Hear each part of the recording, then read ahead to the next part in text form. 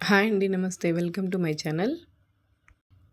ఈరోజు వీడియోలో మనం వెజిటేబుల్ ఫ్రై ఎలా ప్రిపేర్ చేయాలో చూద్దాం. దీనికోసం మనం ముందుగా వెజిటేబుల్స్ని బాయిల్ చేసి పక్కన పెట్టుకోవాలి. ఒక ప్యాన్ తీసుకొని స్టవ్ వెలిగించి ఆయిల్ యాడ్ చేసుకొని కొద్దిగా ఆవాలు వేసి వేగనివ్వాలి.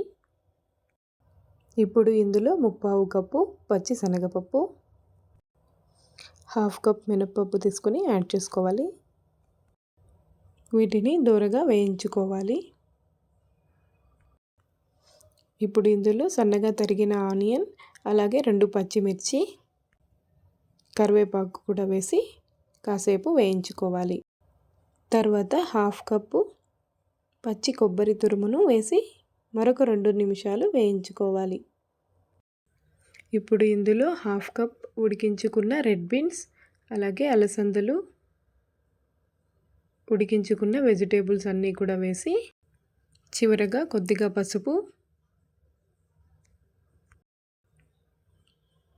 కారప్పొడి,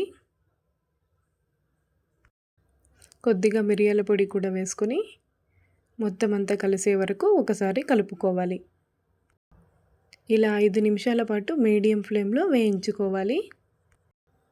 సాల్ట్ మనం వెజిటేబుల్స్ ఉడికేప్పుడే వేసేసుకోవాలి. అంతే అండి, చక్కగా వెజిటేబుల్ ఫ్రై రెడీ అయిపోయింది. ఈ వీడియో నచ్చితే లైక్ చేయండి. మరిన్ని వీడియోస్ కోసం మన ఛానల్ని సబ్స్క్రైబ్ చేసుకోండి.